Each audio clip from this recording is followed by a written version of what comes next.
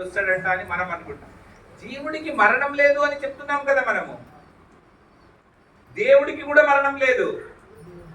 ఎప్పుడైతే జీవుడు దేవుడిని తెలుసుకుంటాడో వాడికి జన్మ రాహిత్యమో, జనన మరణ సాగరము నుండి వాడు దీనినే భవసాగరము అంటారు. మనం సంసారం చేసుకుంటే సంసారమే ఈగలేకపోతున్నాము. ఈ జన్మ మృత్యు అనేటటువంటి సంసార చక్రాన్ని ఎలా దాటాలి అనేటటువంటి ఎవరికైతే ఆ ఆలోచన వస్తుందో వాళ్ళు తీవ్రంగా సాధన చేస్తారు, యోగము చేస్తారు. చేసి వాళ్ళు ఏమైపోతారు, మనకు 6వ అధ్యాయంలోనే చెప్పింది అది. ప్రాప్య పుణ్యకృతాన్ లోకాన్ ఉషిత్వా శాశ్వతీ సమాహ శుచీనాం శ్రీమతాంగే యోగ భ్రష్టోభిజాయతే అథవా యోగినామేవ కులే భవతి ధీమతాం ఏతద్ధి దుర్లభతరం లోకే జన్మ యదీదృశం. పుట్టిన వాడికి మరణం ఉన్నది, మరణించిన వాడికి జన్మం ఉన్నది. ఇది తప్పకుండా ఉన్నది. అందుకోసమే ఇది నా పూర్వజన్మ సుకృతం వలన నేను ఇది సాధించగలిగానని మనం ఎన్నో మాటలు వింటాం కదా.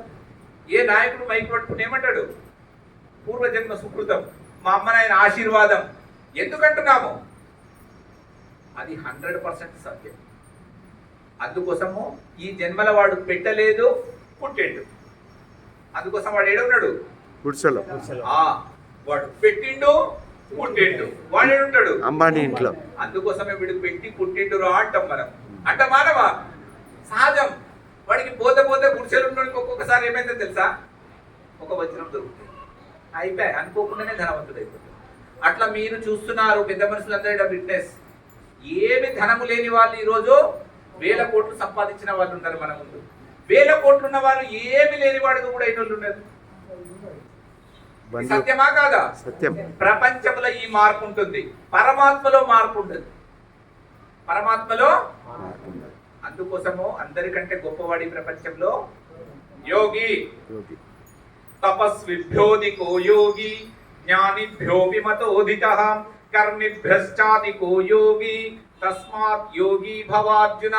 కాబట్టి ఈ ప్రపంచంలో తపస్సులు చేసేవారి కంటేను, శాస్త్ర పాండిత్యము కలిగిన వారి కంటేను, పుస్తక పఠనము కలిగిన వారి కంటేను,